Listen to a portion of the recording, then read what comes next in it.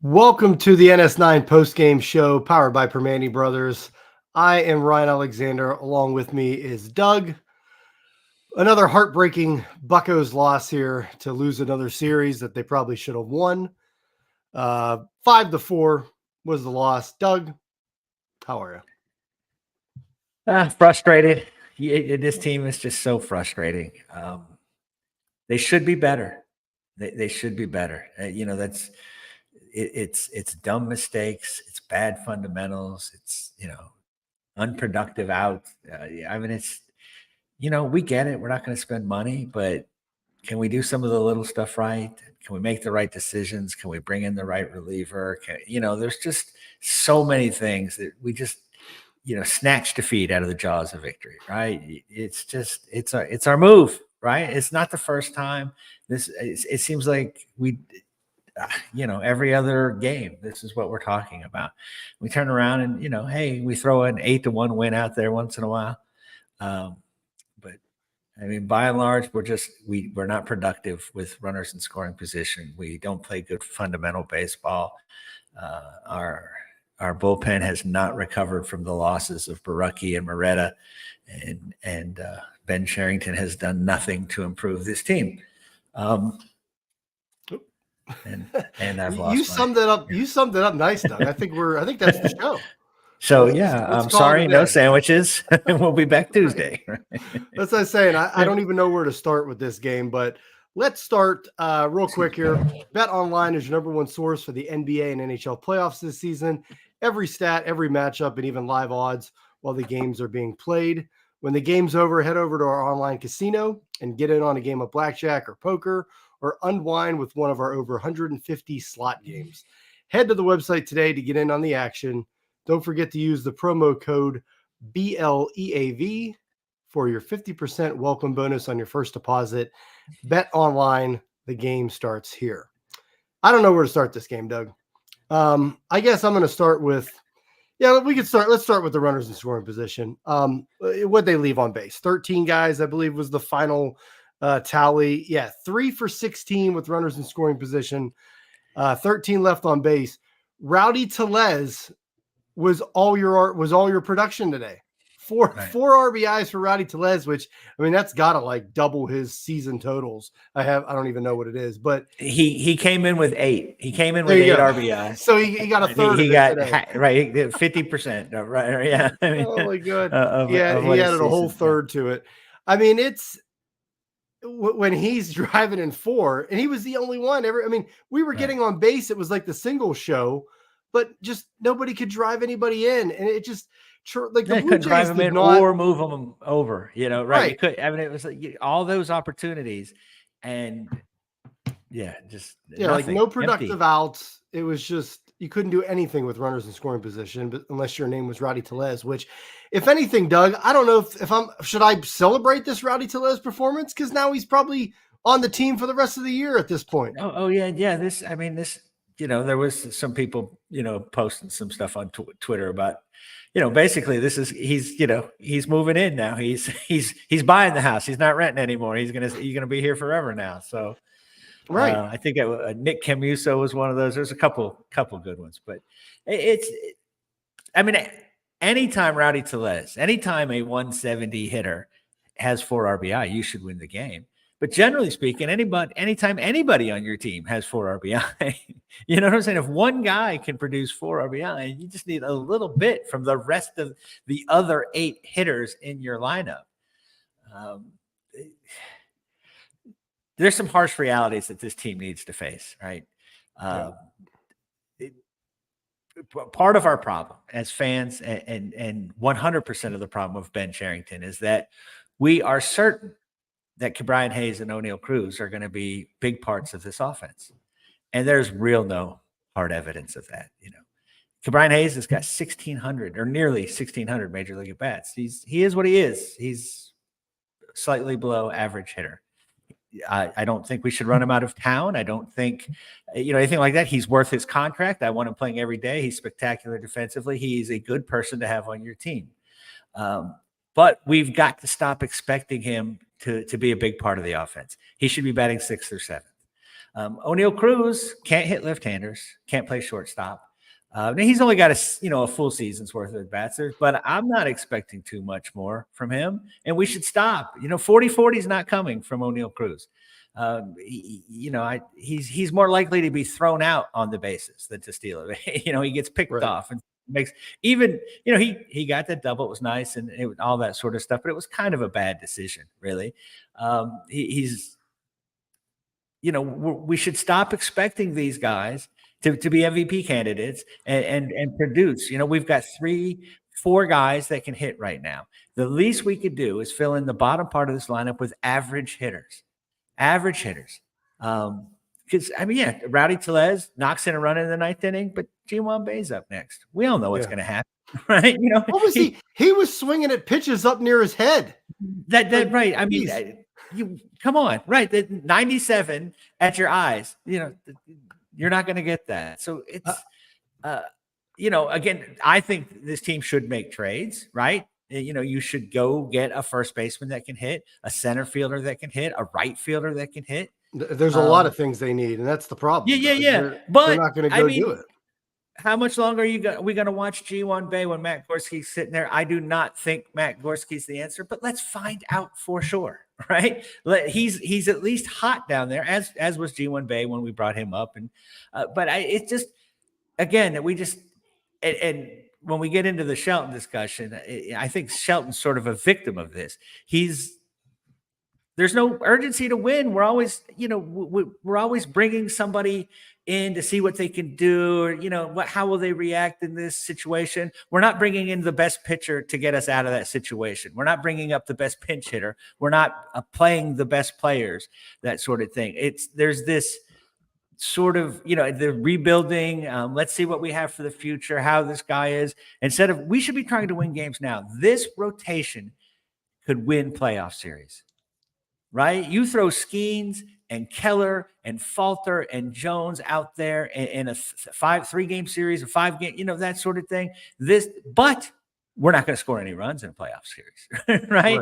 And we're not going to score enough runs to get to a playoff. Well, I was going to say, we're not going to score enough to even get there, yeah. But we're not going to have the fundamentals. Staff, that starting rotation, yeah, exactly. And then we're going to wild pitch, errant pickoff throws, guys all the way around the bases.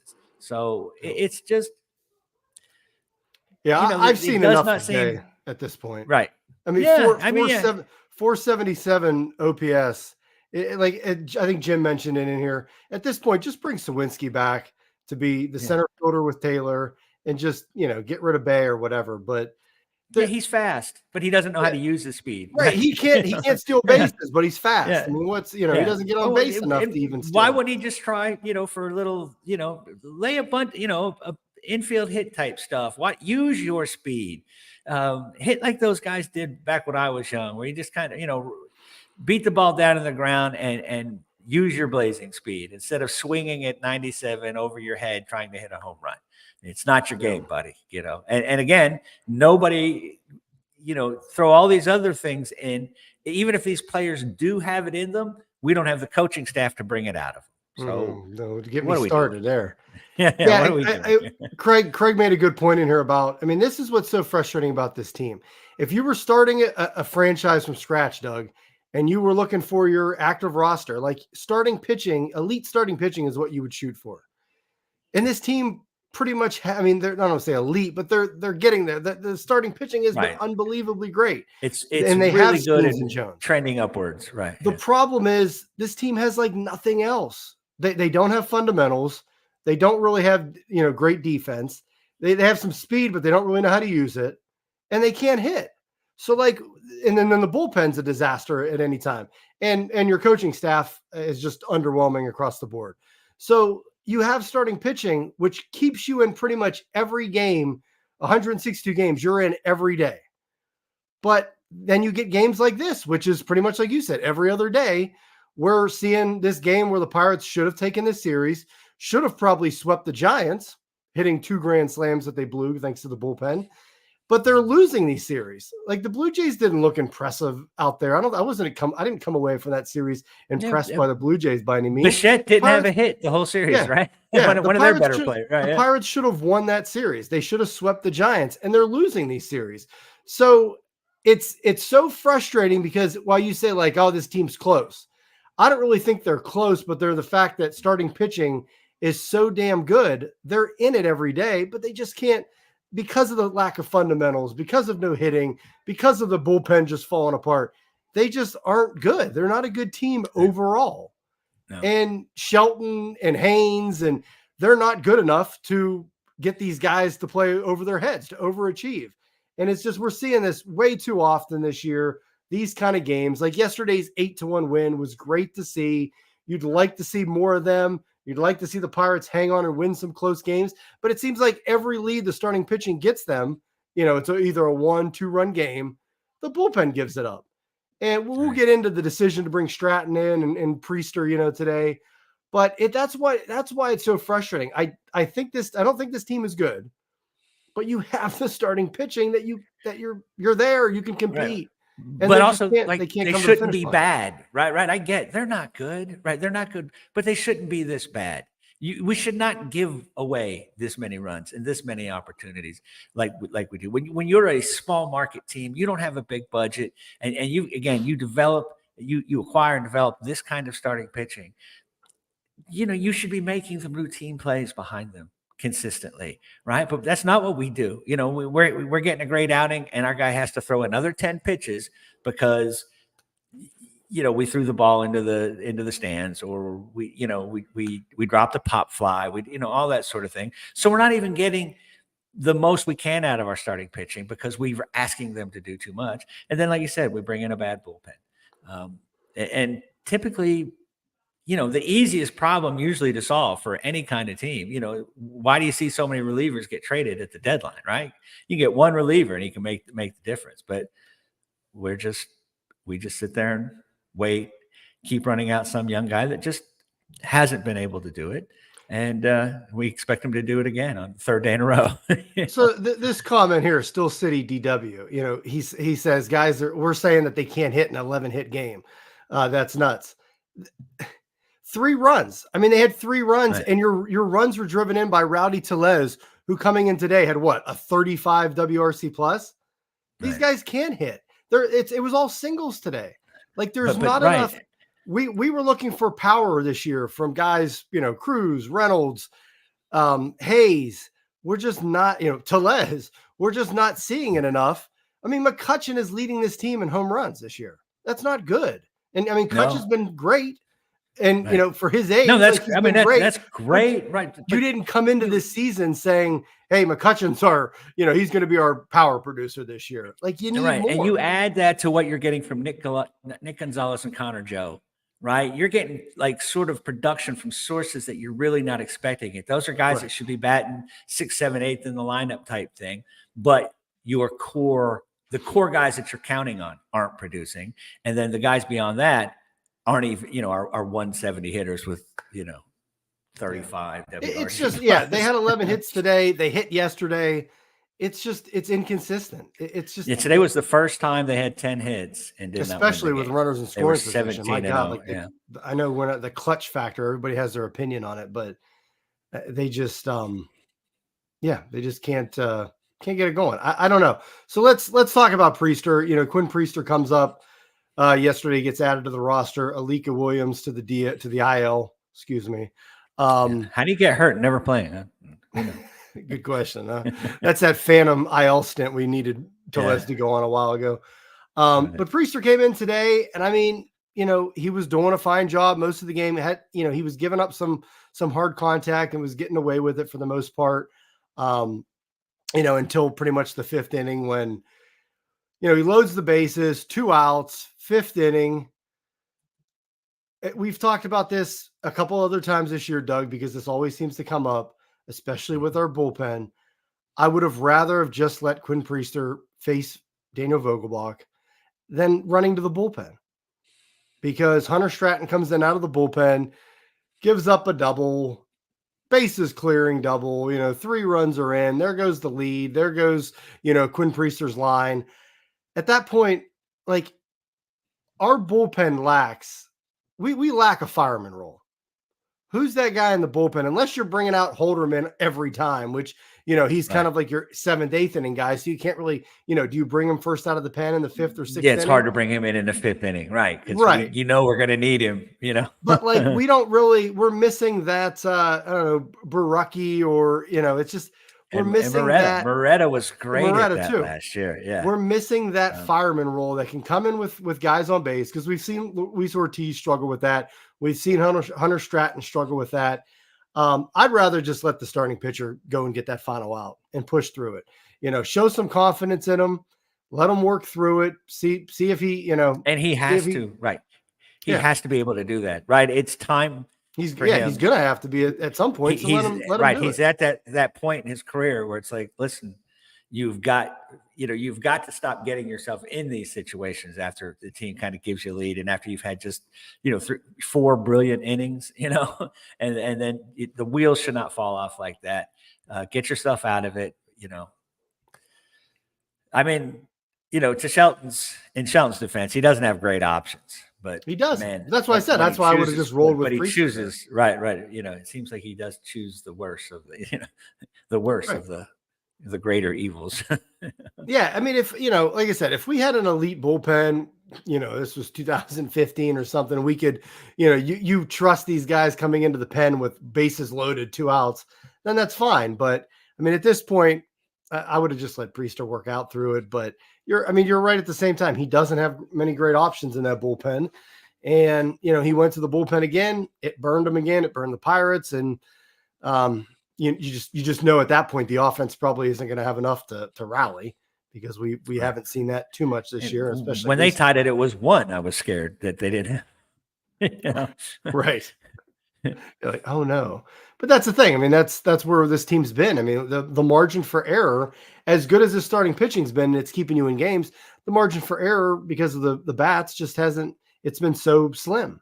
So the bullpen's got to come in and pretty much be perfect, because it's a 1-run, 2-run game, and they clearly aren't perfect. And so I would have let Priester pitch through there. Overall, I mean, Priester wasn't. Like I said, he was fine today. Obviously, you want to see him go longer and at least get 5, 6 innings, but he was fine, as Jim says, fine. Yeah. But I mean, he's your fit. Like just like your wife says, if not your 6th. It's fine. It's fine. Right. Right. Yeah. On Lou Gehrig Day, this is on Lou Gehrig Day. This is what we got to deal with, Doug. Right. Exactly. Yeah. It's. I mean, we're hit replay. I mean, we're having a conversation that you and I have had, I think, nearly every time we've been on this show together. Yeah, this is a good comment here. Why haven't we seen Hernandez? He's been warming up, and then they just never go to him. And that's the thing with the decision that Shelton had. So you either leave Quinn in there, you take him out and put in, I guess, Hunter Stratton, or you put in Hernandez and play the lefty-righty matchup. And he went with option 3, and it burned him, obviously. But I don't know if something like, what is going on with Hernandez? Like, pitch the guy at some point. Yeah, it's curious. You brought him up, and he has not pitched since we brought him up. So I don't know. Stratton, I don't. He did throw an absolute meatball there. Yeah, I know that. I mean, that's the killer. If he threw this great pitch and he got beat throwing a great pitch, you sort of the old tip your hat type situation. But man, that was just that was a batting practice pitch, and it just we saw it in the Giants series. Didn't Stratton come in and give up 5 runs? I think so. Yeah. That was he was the first out of the pen in that one. The bullpen's not good, and they just lack a fireman role. So that that's why it's like I said it yesterday. Luis Ortiz looks good when he's coming in and there's nobody on base and he can do it. Like, he's not good coming in with guys on base. Well, no, Stratton, I mean, Ortiz, right. Yeah, Stratton's the Yeah, same way. Like there's really right. nobody unless you're bringing out Holderman or Bednar to start, which you We can't really don't do that in the seem, sixth inning. like I said, we don't have a guy in those fifth and sixth innings that can come in and just blow away and get a strikeout. Nor do we have, a Jared Hughes type of guy that can get the double play. Right? We just have mediocre pitchers, and with mediocre pitchers, you can and put into bad circumstances, you tend to get bad results. It's crazy because we came in, obviously the bullpen was supposed to be the strength. The starting rotation was was going to be the issue, and Right, nope, that was the big question, the concern. We thought, man, if we could just get to the bullpen.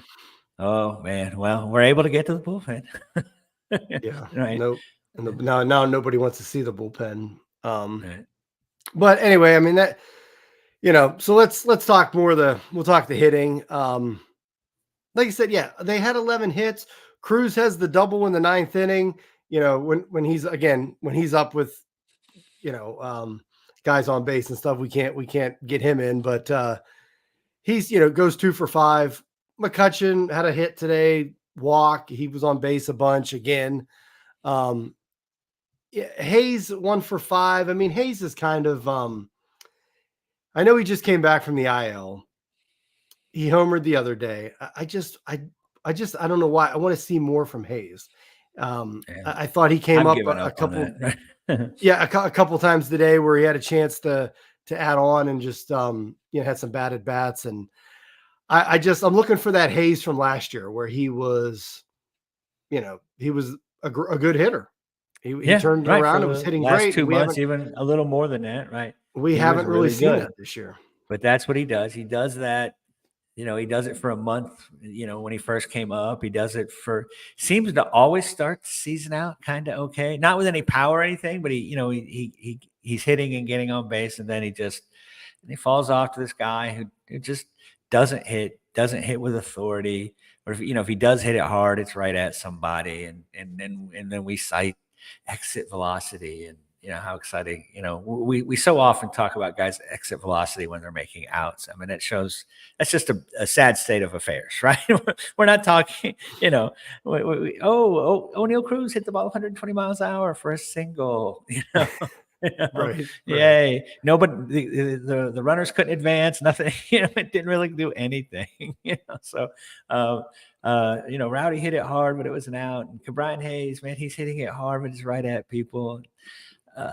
Yeah, I mean, that's the state of our offense now. Yeah, I think it was that the inning on the 7th inning, walk, and then two awful strikeouts, and then Hayes, Hayes rips that ball to left field and pretty much right at somebody, and it's just like, man, if that isn't just a summary of the Pirates' luck and offense right there in that inning, I don't know what is. So, yeah, it's just, man, it's frustrating. Like you don't know, it's just not a good team overall. The fundamentals kill me. We saw the Blue Jays play, great defense this series. Like, my God, George Springer was catching everything under the sun. And today, like, they were playing, some good defense. Yesterday, they were not with some of the stuff they were doing, but we kind of got lucky. But they played good defense today. And it's just, we see this series after series. The Pirates fundamentals they're awful. Right. I mean, again, I don't understand taking over a team and again, a team that's not going to spend money and not going to go out and attract the big star type players, and then not like demand that it's fundamentally sound. Right. We see teams, we see, Tampa Bay is fundamentally sound because they know that they have to be. They know that they're not going to be able to compete payroll wise. We apparently haven't figured that out yet, that we have to win.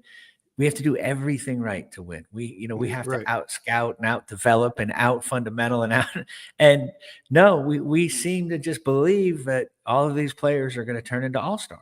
I mean, there seems to be either stupidity or arrogance or both, something. But yeah. But sooner or later, how many games can you watch where we don't advance runners and we allow runners to advance and we drop pop flies and we don't know who's supposed to catch the ball and we don't know where to throw the ball. And, we turn singles into outs and we turn doubles into outs at third base. And, somebody should be looking at this saying, hey man, maybe we should we should focus on these fundamentals a little. Nope.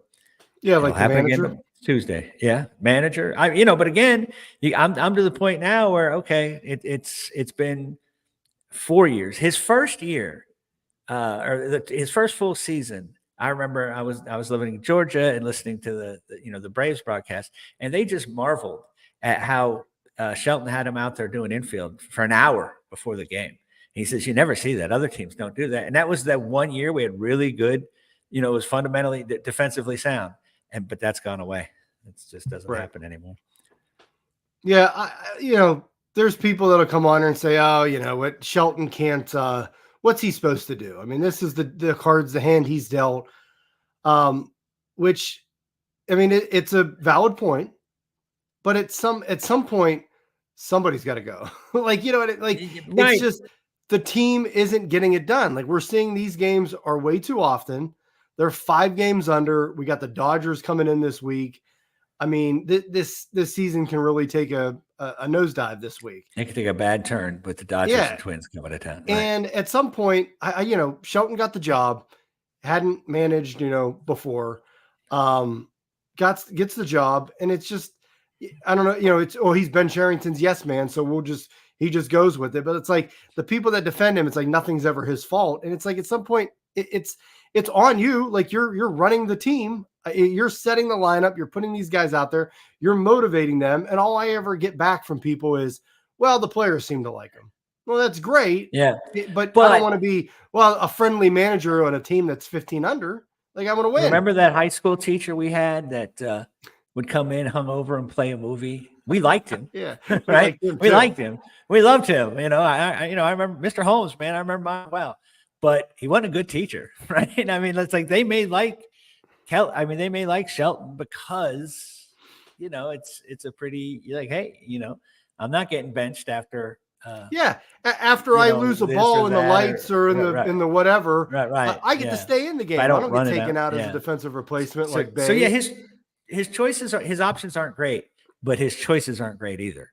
And again, if this team was playing really fundamentally sound baseball, if they were advancing runners and making the fundamental plays, I would defend him a little, more voraciously. But it's just so blasé, it doesn't. And I understand, man. Baseball is an everyday thing. That can't get too high, can't get too low, but you need to see a little fire, and you need to see a little intensity, just a desire to win, which it just does not seem to exist in this organization from top to bottom.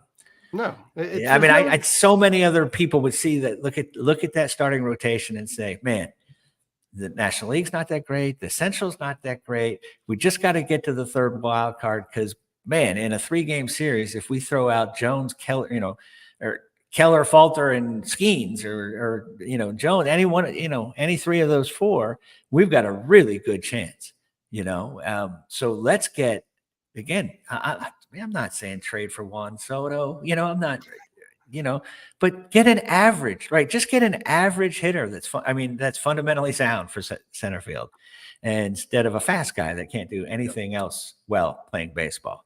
Get somebody in right field, same thing, that's got a cannon for an arm and can run it down and, has an OPS of 730. I'm not asking for 900. Let's just, that bottom portion of the lineup, Chris Bassett must have been like, oh, this is going to be easy. Yeah, it's ugly. Yeah, as CL mentioned here, a good manager can get the most out of his players. That's what I'm saying. Like, I just don't see it. Yeah. And a lot of people mention Leland, as Matt did in the comments here. I don't need a manager, like Leland, that's going to be, F-bombing Barry Bonds and spring training. Turning over the food table. That was cool. But, I don't need someone to rearrange the clubhouse every other loss. But like somebody to show a little bit of energy and fire and get on these guys. And, maybe that's what this team needs. And I just think it needs to change because you just keep rolling the same way. We're going to do this every other day, or every couple of days. The offense is going to go into huge slumps. I mean, there's just, at the end of the day, there's no accountability in this organization, which it's just clearer by the day. And if we're just going to keep stay in status quo. Haynes, Shelton, we're just gonna, that's all. It's all good. Right. Then Isn't nothing's this a ever gonna management change. There's team that no was saying we accountability. plan to? This is a year. This is the year we're expecting to win.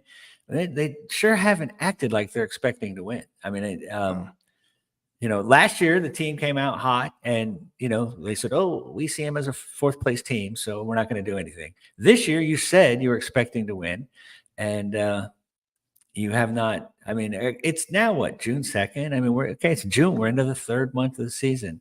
But you're not expecting to win when you go out and sign Rowdy Tellez. Right. Yeah. Then you went get Tellez. I mean, Gonzalez and Perez, we're decent additions or what have you, but Both that's injured. Working out just like you would expect, right? They're injured and have been mediocre, and but you've got these great performances from Bailey Falter and Skeens and Jones, and Keller is pitching fantastic. So, whatever you were expecting at the beginning of the season, certainly it's had to change, but you need to make adjustments, right? You need, you need to improve this team. You need to get a bullpen arm or 3. You need to get some guys that can hit. And there are people available, right? The White Sox, I'm sure everybody's available. Luis Roberts is available, right? Make the trade, go for it. Like I said, you can bring up Matt Gorski. You can Brandon Belt is sitting at home. If Brandon Belt comes in and terrible and coming in as awful, he's still probably better than a 170 hitter, right? He'll be awful and be 210, right? So it's not like you've lost anything. It's not like at this point in the season you're going to have to give Brandon Belt a giant contract. There are things you can do, minor things, to see if they work, so then as you get closer to the deadline and see, who's more available and which teams are more willing to deal. But you just, like you said, status quo is not working. No.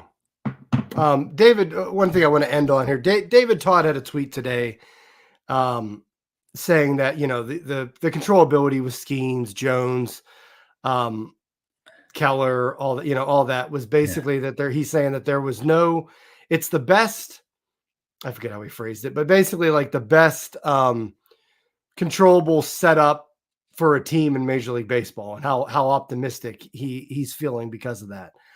I can't get there. And that's because of Bob Nutting, Ben Cherington. I don't trust Cherington to go and make good trades.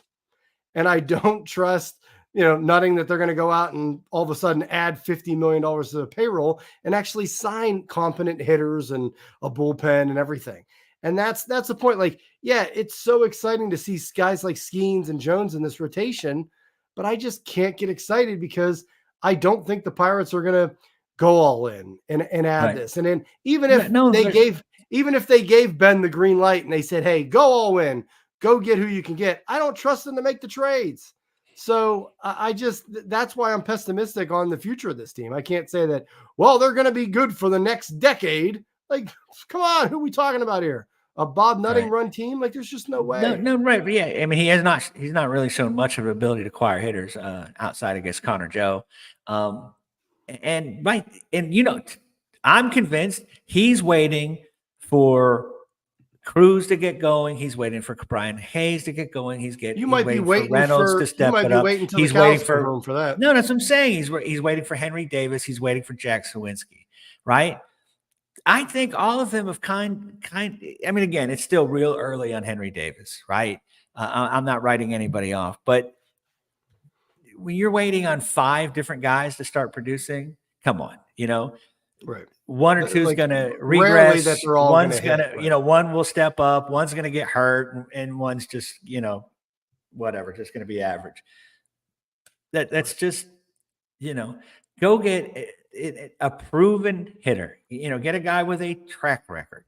Hey, he's done this for 4 years in a row. Maybe we'll come and ruin him. And that's the problem. They would have, with Rhys Hoskins, they would have to spend money, Doug, and they're just they're not going to. And that's why it's so head scratching that they go out and throw $10.5 million at Chapman, who, again, we didn't really need, we thought at the time, and then he's been terrible too. So it's just a now that we've needed him, he's the next. Right. Yeah. So anyway, anywhere else you want to go with this game, Doug? Nah, I'm let's pretty come back frustrated enough. Tuesday. Yeah. 13 strikeouts, 13 left on base. I just, Yeah. like I said, 11 hits, And but the rest I of it. think 10 we of the need power. strikeouts were We with drive some release, runs in. you know, Well, get ready because Rowdy Tellez, man, he's going to be here the rest of the year now with this big game. 3 for 4. Maybe he just needs to be in Canada. Yeah, exactly. So maybe we should be calling the Toronto GM saying, "Hey, have we got a guy for you?" Would you swap him for Vogelbach right now? I mean, I would, just to change things up, but I don't think that, by no means do I think that's any kind of answer, because Vogelbach he's only had 11 hits all year. Vogelbach just hits us. So apparently he destroyed us. That's the kind of stuff we get fooled by. People coming to town, they smash us, and we think, oh man, he's a great hitter, and then we realize he couldn't hit it anywhere else, and so yeah, it's right. Let's get out of here, Doug. Jim here, as he commented, check out North Shore Notch on Twitter, his pinned tweet for donations for Lou Gehrig's Day, which my wife, I got to throw this one out there. She thought Lou Gehrig was a swimmer. I found that out today. And I said, didn't you ever hear the speech? Luckiest man on the face of the earth. Right. And she's like, no, we put it on YouTube. She never saw it before. She thought he was a swimmer. So, I mean, didn't she see I learned when my Sleepless in Seattle? Sleepless in Seattle. I mean, I'm not expecting her to, be listening to a bunch of pirate podcasts, but I mean, that Lou Gehrig's been out there in the pop culture for quite a while. So, yeah, I was gonna say she's usually like up with her random pop culture, even in sports. But yeah, this is the things I learn about when my wife sits down to watch baseball for a couple minutes. So. But anyway, let's get out of here, Doug. Thanks everyone for watching. As again, group therapy again for us. Hopefully, we got the Dodgers and Twins coming in this week, so it should be interesting. But subscribe, join, check out. June 22nd, we'll be at the NS9 tailgate for Kutch Bobblehead Night. We'll be there, so make sure you go onto our site RSVP. And Doug will even be there, right, Doug? Yeah, I'm going. He's making how long of a drive is it? It's an 11-hour drive, and Doug's making so no excuses. I'm grinding, but I'm maybe looking into flights now because I'm like, man, that drive kicked my ass last weekend. Doug's Taylor Swifting it out here now. He's like, I'm just gonna fly that. Right. All right. All right. Let's get out of here, guys. Thanks again. We'll see you guys later. Thanks, guys. Hey, you all, thank you for watching. I know we try to provide the most entertaining content that we can, and we'd love to spread it to as many people as possible. So I know it doesn't seem like a lot, but if you could take the 5 seconds to like this video and subscribe to the page, it helps out so much more than you know. Thank you, and let's go Bucks.